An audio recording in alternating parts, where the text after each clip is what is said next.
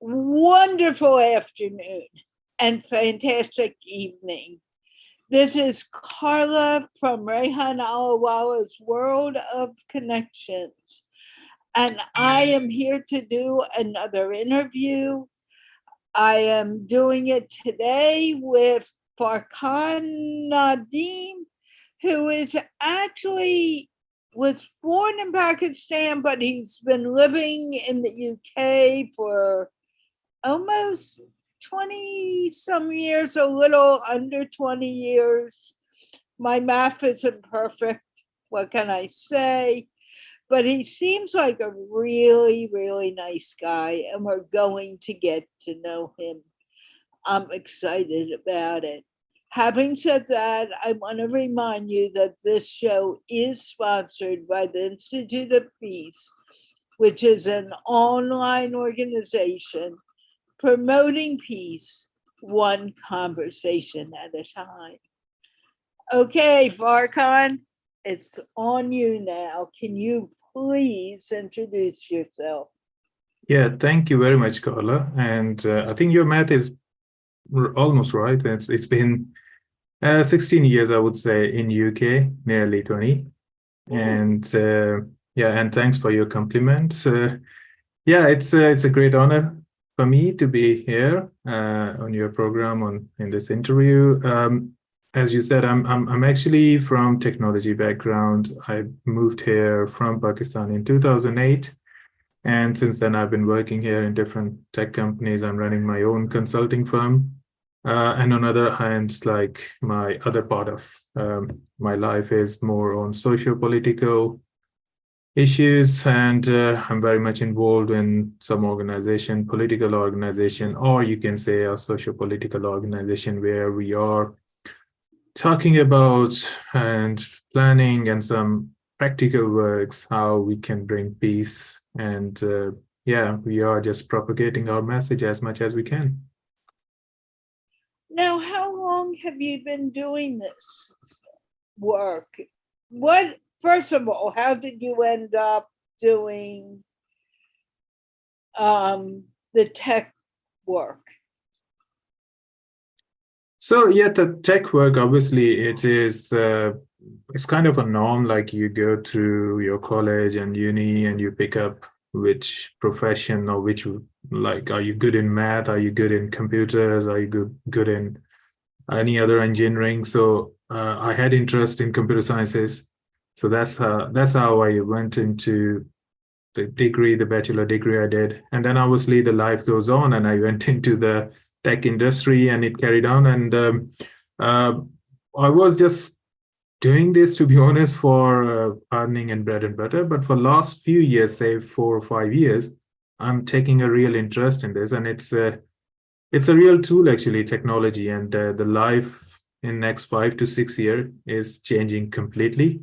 So yeah, that's, to be honest, I would say for last 5 6 years, I'm really taking interest in this. Before that, it was just, okay, I have to do something to earn for bread and butter and to live. But now it's kind of my passion and hobby as well. Okay. And because you started a little, in my mind, very young in that area. Well, I guess not. It was 2008. And I had already had my first Mac computer in 1992, so maybe not so new.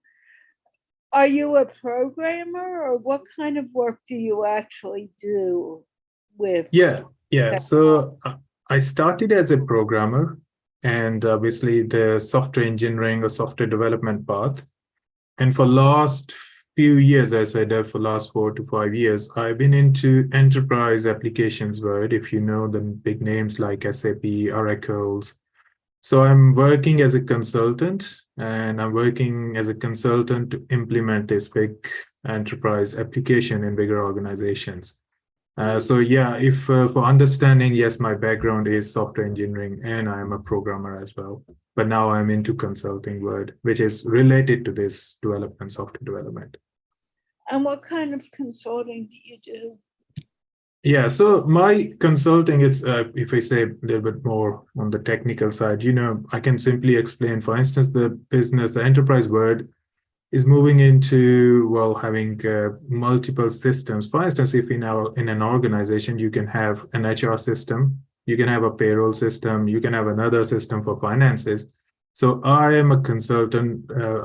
I mean, it is called integration consultant. So my role is how we can connect all different enterprise application running in an organization, how we can get the data integrated, sync with each system, and that could benefit the businesses. So in a simple word, I would say I'm a data integration or application integration consultant. And do you enjoy that work? Oh yes, as I said, I mean for last 5 6 years, I'm really enjoying it. That's why I really, and I tell you now that I did my bachelor's in 2005, but I started my master's now in this February, just because I thought that I need to study more. And I went back into academics for technologies recently. And it's been like after 15, 16 years of gap, I started my studies again. So yes, I do enjoy, and I have plans to research more into this technology, and especially the technologies for future. You may know, like artificial intelligence, big data, blockchains, these sort of things, big names, or robotics. So I have some interest to get into those as well. Now, with artificial technology, they're now doing neat, interesting things. And I want to call it interesting because I don't think I would like something implanted in my head. But are you interested in doing that, or where are you when it comes to the artificial I intelligence? think it's we can never stop learning.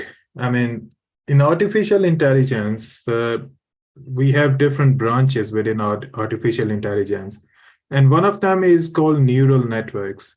This is actually working on what you're saying, right? The how human brains work. So it's a research on those, how it works, the structure of algorithms we write, and how we train a machine. For instance, a human is trained with the time, with the age. Similarly, systems are trained. So this is the whole idea behind artificial intelligence. Well, pros and cons, there are many positives, negatives, but the positives are you can't survive, to be honest, if you say next 5 to 6 year. And it's not only, I can give you one example. For instance, you can see food shortages we have now, we have environment issues, there are many issues which are harming human existence, and artificial intelligence could resolve a lot of them. Not I'm saying that having a brain, but the solutions we need, even in agriculture, for food shortages and environment related issues, and even these like where we have calamities, tsunamis, and these sort of things, artificial intelligence can help human societies to get out of these calamities, or save them from these, and also from food shortages, environment. It can help the human societies, artificial. So I'm saying, like, if you go back about 30, 40 years ago, the science in general, like physics or other things, had importance for human societies. Artificial intelligence, it's the same thing for now and for future. Yes, it has a lot of negative sides as well. For instance, physics had negative impacts as well. We went into nuclear and all those things, but there were good positive work done through physicians and physical sciences as well. So pros and cons, but it doesn't. I mean, the human should always be this should be your instinct, that you should always be exploring, researching, and it's up to you now. Either you want to work towards the positive side, or you just want to work on the distractions, or you just want to earn money. So it's really up to you what you want to do. So that's where I see, I mean, my area of research or my area of interest is looking at the recent problems which we are facing as a society in general. how artificial intelligence can help us, or how the new technologies around data and these things can help us to resolve these issues. So yeah, this I think it's working. Definitely, we cannot replace a human. Human is certainly is a top thing, but we can create something where we don't need humans, like car drivers, shopkeepers, uh, maybe doctors, surgeons. These are things we can do. Yeah. Well, when you're talking about surgeons and doctors, I think it's a possibility. Yes. And I think it can be done if people can work on their own mindset.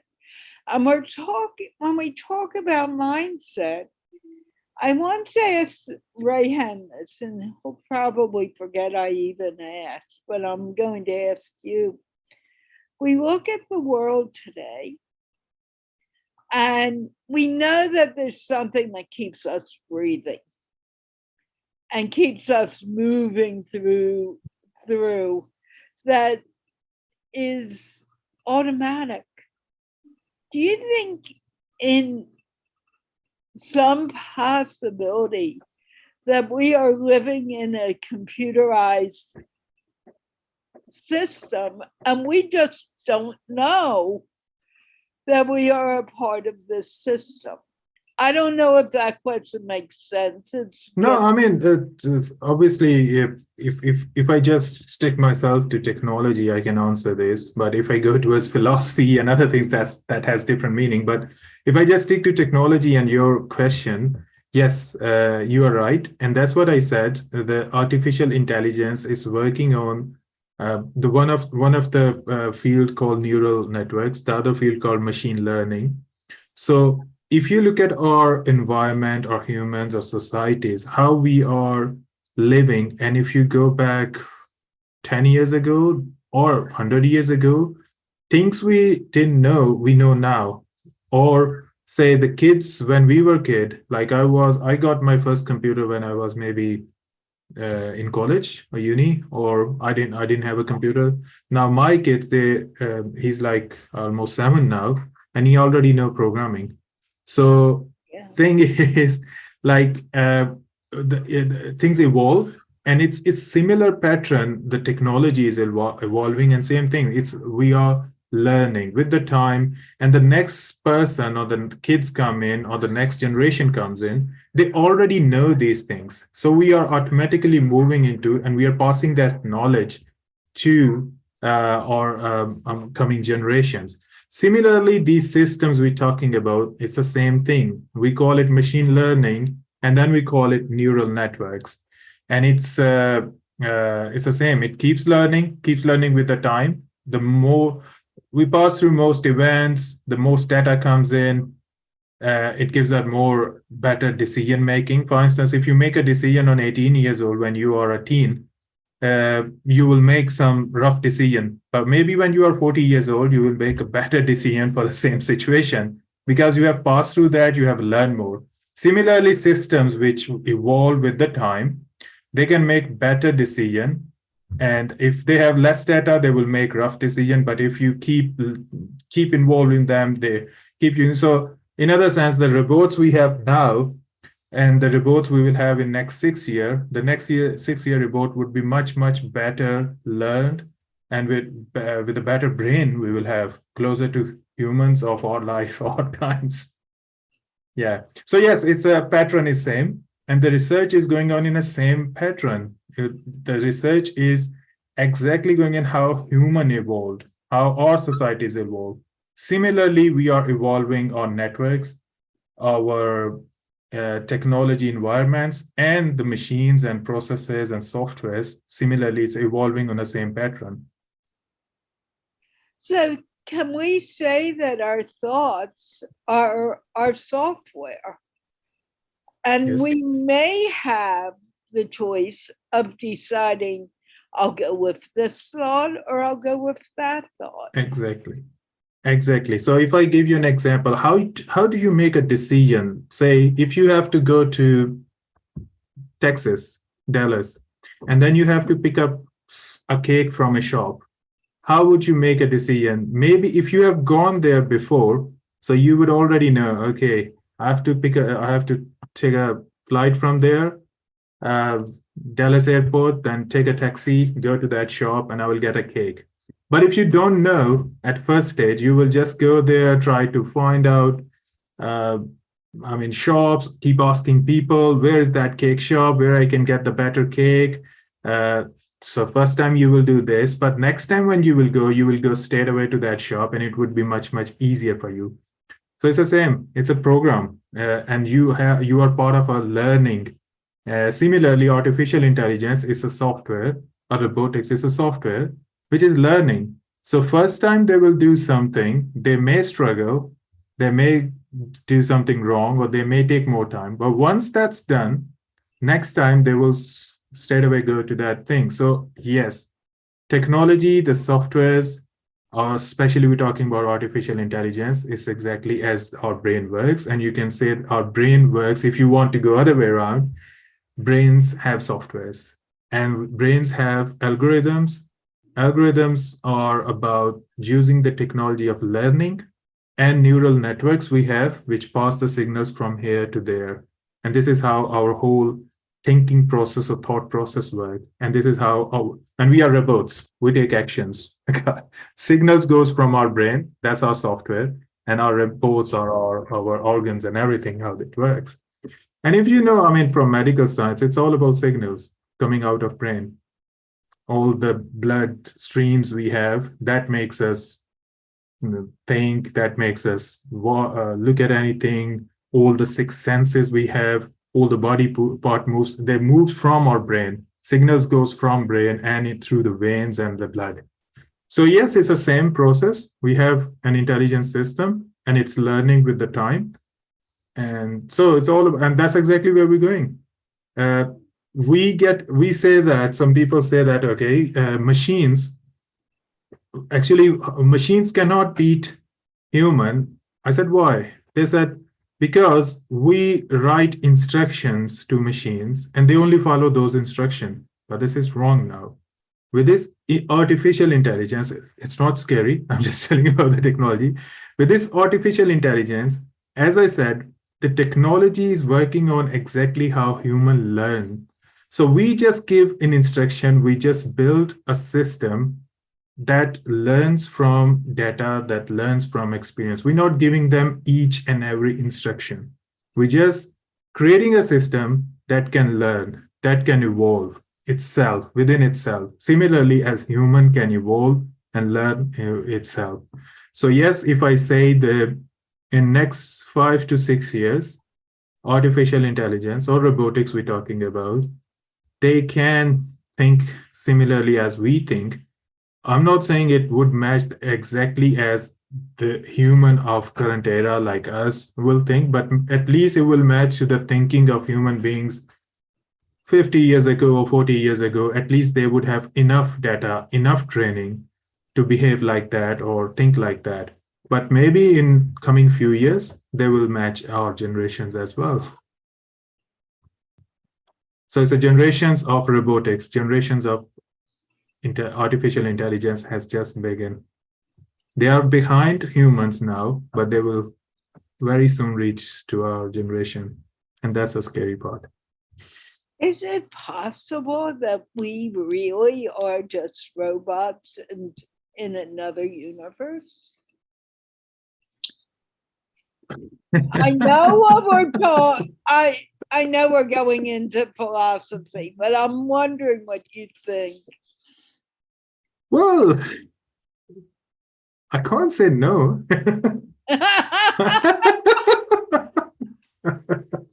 I love it. Yeah. So now that you don't say no, what do Yeah. you think of the idea? Yeah, I mean, it's a possibility, to be honest. Yeah, but I don't know. So we, Because where do thoughts come from? Where does what makes us get up out of bed every morning? What open Right. our eyes and That's interesting. That's interesting. Now I come back to my technology thing. It's yeah. I mean, how you get up in the morning? What you think? What happens? Like how it's working? It's like your body is trained. That your body is, or all the brain and all the organs. They know that okay, you have to go to school, you have to go to office, you have to go to your work at this time, and it will get up itself, right? So it's actually your body, your brain, your things are already trained to this. They are used to of this.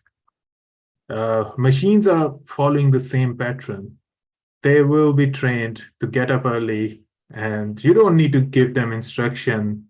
They will get it up itself. They will learn itself. So as human, nobody puts thoughts into you, right? Nobody does that. It's or your we think nobody does that. Go on. I'm sorry. I'm having with the thoughts. Go on. yeah. So it's I mean, as I said, it's if we talk about philosophy, religious philosophy, I put that on a side. But if we just talk about humans as an object, yes, human learns within itself. Human body, human brain, all the organs learn within itself. There's no external input coming into our system, no external source. So we're learning within ourselves.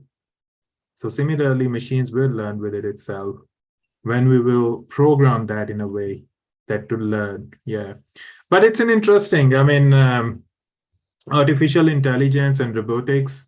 There are many myths, but that's where my interest came. To be honest, as I said, if you say 5-6 years ago, I was in IT just for the sake of living. Okay, I can earn something. I have a job and bread and butter. Okay, that's fine.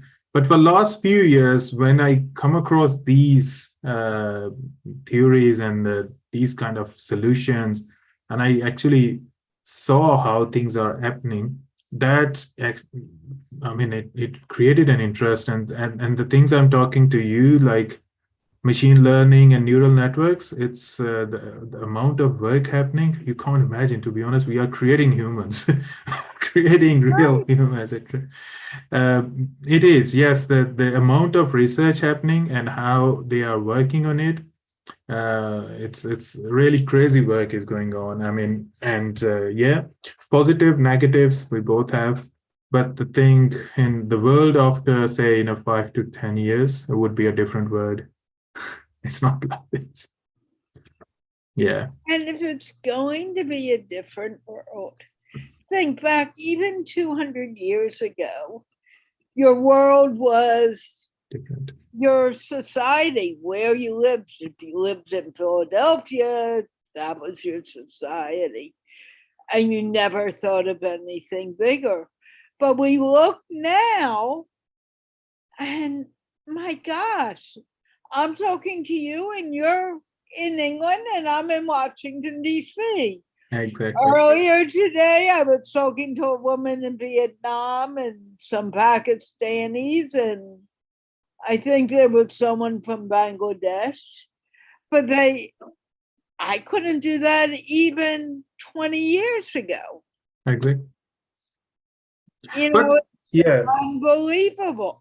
Yeah, but interestingly, if you see, you don't feel that's unbelievable if you go back 20 years ago.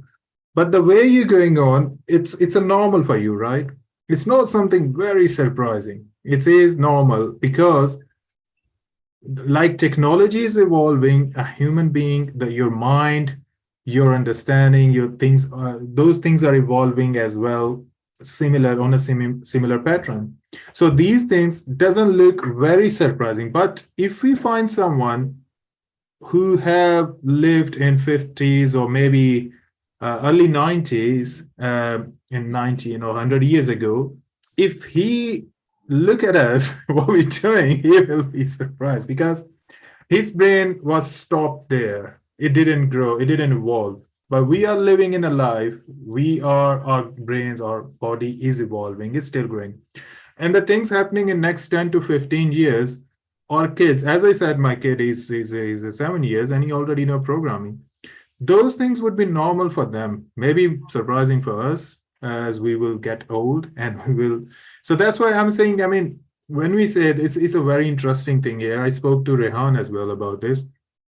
When if you go back about 30, 40 years ago, what was the literacy? Literacy mean a person who can write or his name or maybe read his name, things like that. A few years ago, 30, 50 years ago, this was the person used to call a literate. And UNO or all the other different internationally, there was an index for literacy rate, and it had like who can write and read. In next 4 to 5 years, and it has already started in US, a literate person would be that who knows about coding or programming or logic or computer. So that person would be a literate person who doesn't know about computer or programming, how things work in coding and system. He would not be a literate in next 5 to 10 years. So look, the difference from just writing your name. Yeah. So yeah, well, it's interesting time. We are living in a different world. It's interesting to hear you say your son is already programming. He's 7 years old. If I was asked to Yeah. program something, I would be start with me, teach me how. Yeah, And I so need someone to direct me on what to do step to step. But your correct. son, 7 years old. Yeah, so Going what in. does it mean? It doesn't mean that he can write a business software or he can write something else. Right. So basically, I go back, there is a research, and especially MIT University, Massachusetts one, they have created the first syllabus, I would say, the first research they did, and then all other follow, and there are many other research organization doing that. They have actually come up with a like age wise, like in schools we have, for instance, if you are in year one, what you should have learned at that time, and if you are in year two, similarly they have come up with a level of programming for each age starting from age 5. So at the age of 5 to 7, what they should learn. So if I say my kid, he can create a simple game, a very simple game. We have a tools. He's not like he's writing in a Python or he's writing in a Java or C# languages, which are Oh, computer languages, but we have tools where it's all about the logic. He can create a game in a sense that, okay, if I click this, this will send me to this position. If I reach there, and if I move forward, it will hit. I have to think, I have to move down. So these sort of logic, like a game, finding a path and maze kind of things, or bouncing things and finding a right place to jump in. So these kind of games he can create within a tool. So basically, he has a knowledge of what is in programming. We have a concept of conditions, we have a concept of loops, statements. So he already have those concepts, and using those tools are created and built for age 5 to 8. He can use those tools and he can create within that. Then when he will reach to the age 8, then there would be a next stage of that. right. So it doesn't mean that he knows Java or C# or these sort of programming, but he's a programming at his age. Well, that's true. Yeah, I don't expect him to be using Java or exactly. that's the only one I know Yeah, of. I know that there's tons. But yeah. just the fact that he even has interest in doing that, Obviously, because it's really. for me. I'm doing all day, and he asked me, "What are you doing?" I told him I'm doing this thing. You want to learn it? And he said, "Yes, I want to learn it." So But in see, yeah. that, Mhm. that's part of learning for a child. They want to do what daddy or Yeah. mommy does. Well, I think yes, it depends, but uh, yes, it does. Especially, I tell you, the kids, obviously, I'm still have a young family. My kids are not very grown up. It's only 6 and 4. But what I already learned that your elder kid, he is more closer to you, and because he's only looking at you at least for 3 4 years, until he get friends or any other acquaintances or other kids. We are the only people like either mom or dad. But the second kid or the third kid, or when it grows up, then obviously they are diverted to other people. But the elder kid is more closer to that, and he tries to follow your what you're doing, because at least for 3 years until he goes to school, you are the only person living with them, and he only look at you. So yeah, he tries to learn what you're doing. He tries to do what you're doing. So these things happen. But anyways, I'm still learning on these kids and growing. I still have a 7-year-old. But this is another interest. And that this is something I discussed with Rehan as well. That this is MIT, as I said, or many other organizations have worked on this. How we can uh, bring the knowledge of programming, computer sciences, these things into kids, starting from the primary, like starting from 5 years.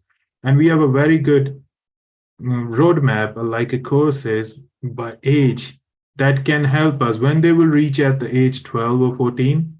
They would have enough knowledge. And an interesting thing, as I said, the literacy in future is all about how much you know about technology or programming coding. It doesn't mean that you are going into the technology field. You could be a doctor, you could be anything else. Or my son say, I want to be a zookeeper. He doesn't want to be a programmer in future. He wants to be a zookeeper. He likes animals. So it could be anyone, but he knows about the programming, coding, and the logic behind all this technology and systems. That would be the need of future in 5 to 6 years. So in simple, what I would say, like we study English or we study maths in our primary, we would have, I mean, the kids would study programming in their primary, and that would be like a basic subject in future. It's really fascinating. I don't think people realize how fascinating this is.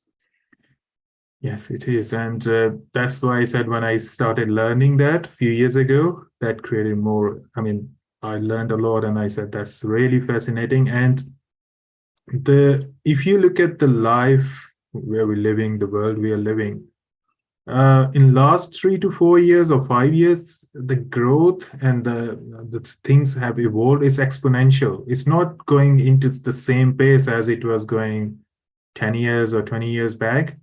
It's exponential. The things are evolving. And the thing is, I mean, if we, as you said, from artificial intelligence or all other these technologies, if we don't learn that, if we don't know about them, we'll go far behind. We have to live with this, because otherwise our kids would not understand. I mean, generally it is said that a new generation comes in 20 years, and the generation gap starts with the 20 years age difference. That's generally a generation gap.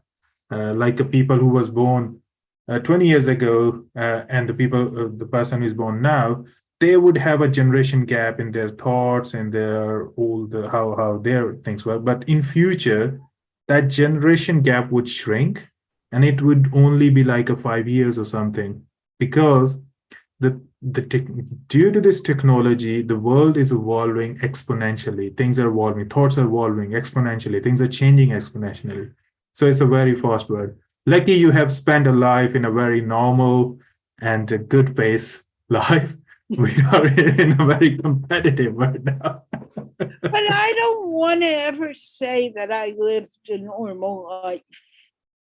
I feel that I've done things that many people won't do. And I would Yes, hope exactly. everyone lived their life that way, because then you bring out the diversity that happens in life. And I Correct. think your life is not a normal life. It would be boring. It's boring. It is.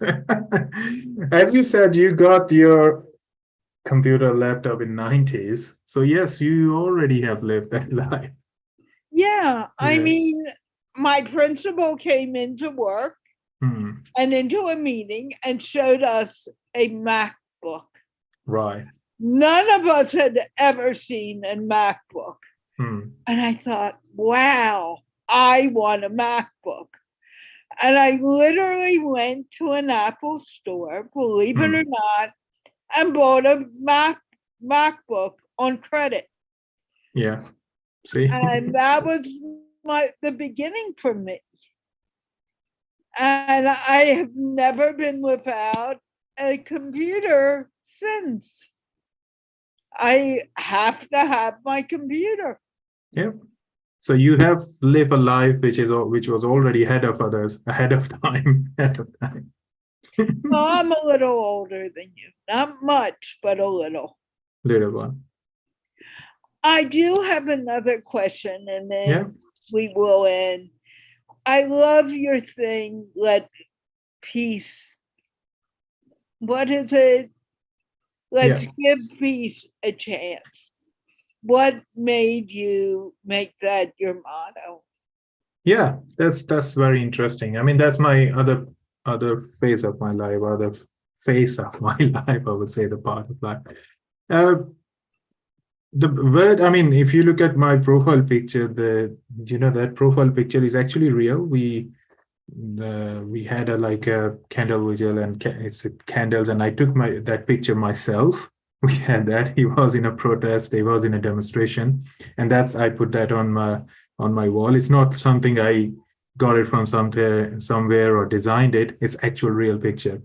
What does it mean? It's actually peace. It's though it can come to your domestic life, your personal life, your social networks, however, but generally it is about anti-war. The wars and we are happening now all across the world. This started with anti-war. That why we are into that. Why we should give peace a chance, and why I say that we are living, as I said, we're talking about this technology and we're talking about the helping societies.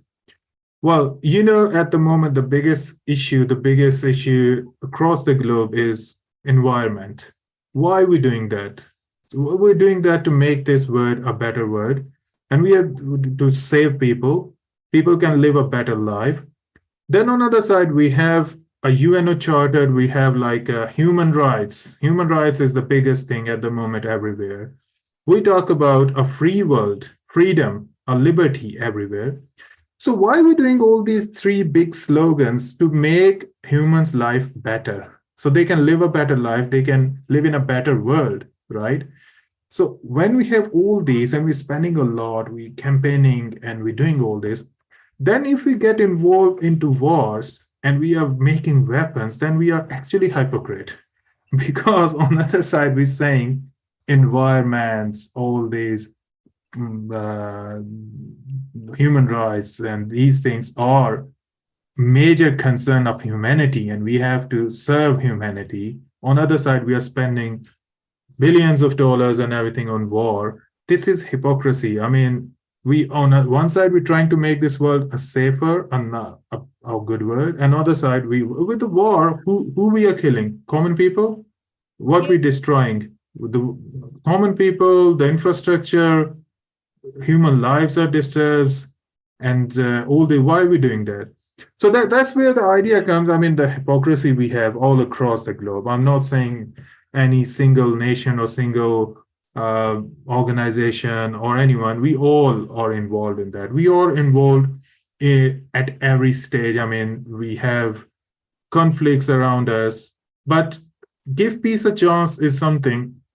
If we think around these thoughts, that what we're doing on making this world a peaceful or living thing to, I mean, the world to live for human beings and for future, we are saving, I'm not talking about environment.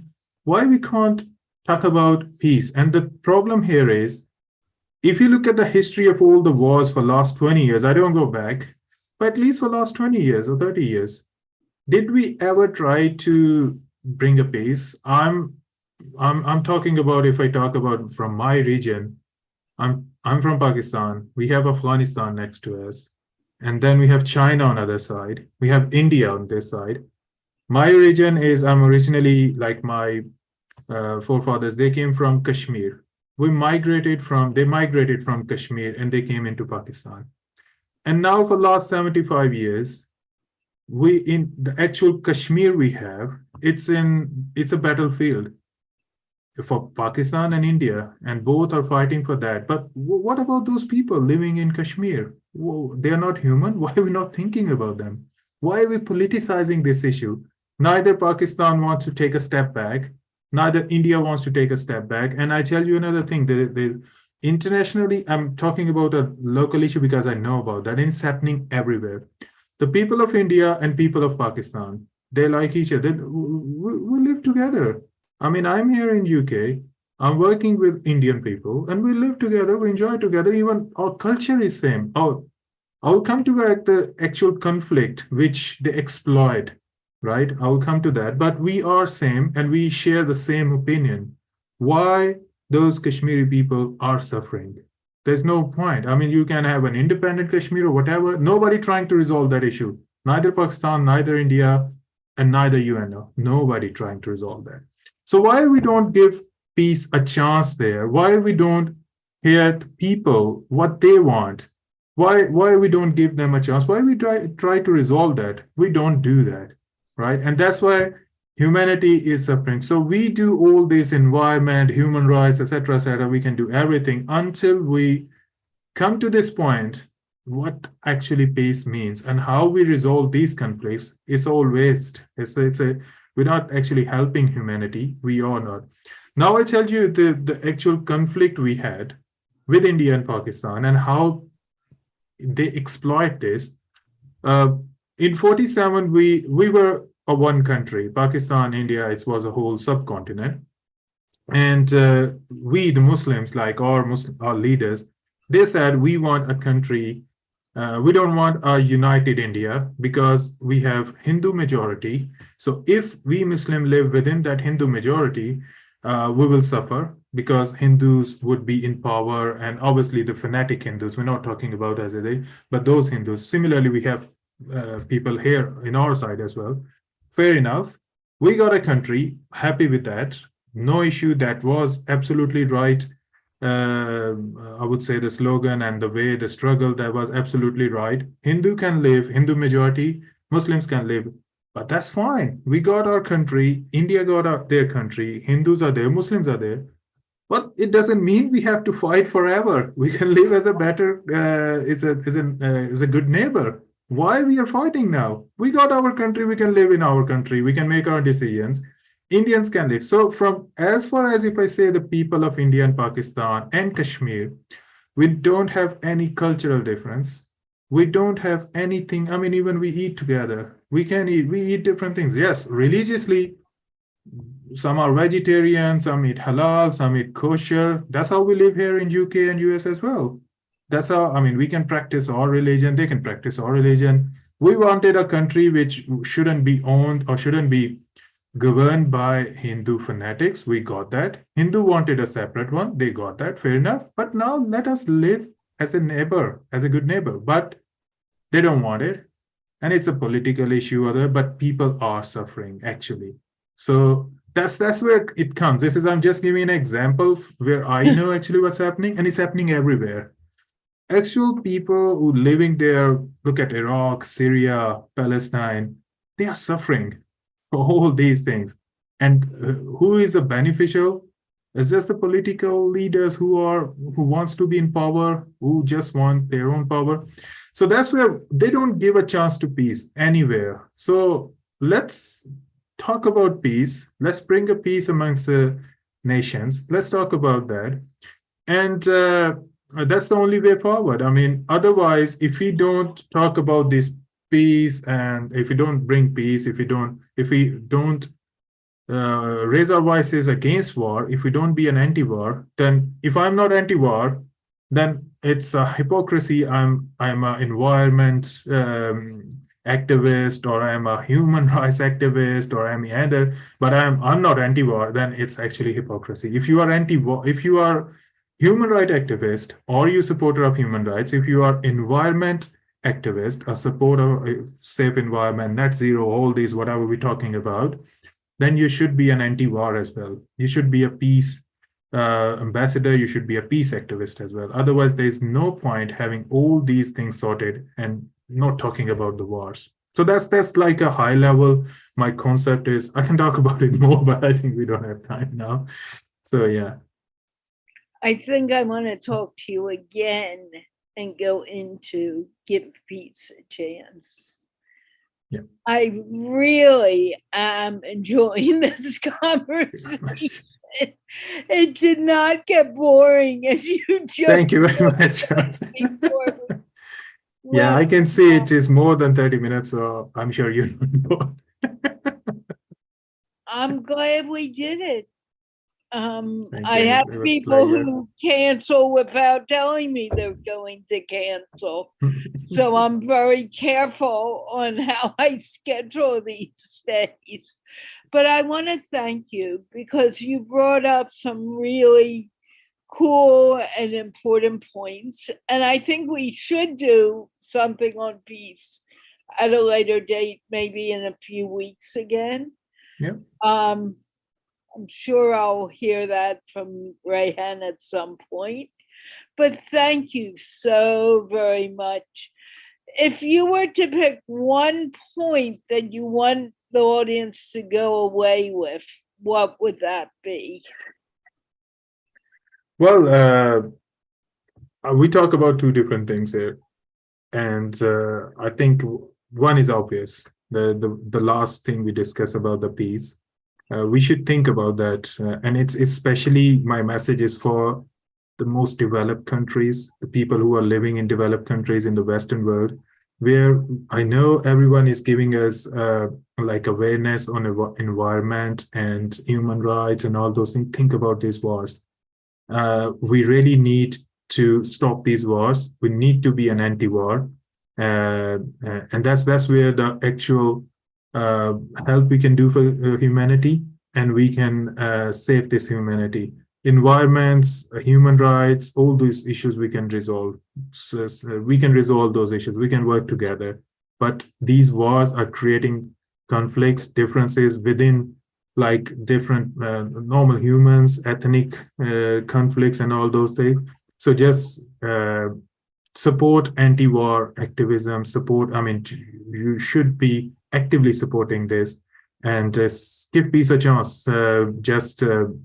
Raise this voice.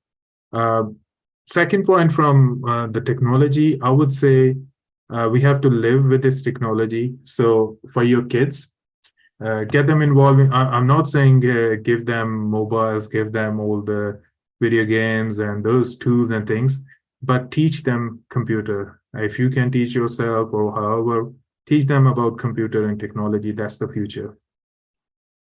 And I agree with you. Thank you so very much for speaking with me tonight. Thank you very much. It really has been a joy. And I want to thank the people who watched and the people who may watch on replay on either YouTube or Facebook or LinkedIn. This has been a lot of fun. Thank you. Thank you very much, Carla. Thanks for inviting. And definitely, if you invite again, I will be here. Oh, I will. And can we wave goodbye? Thank you. Bye-bye, everyone. Thank you. Bye.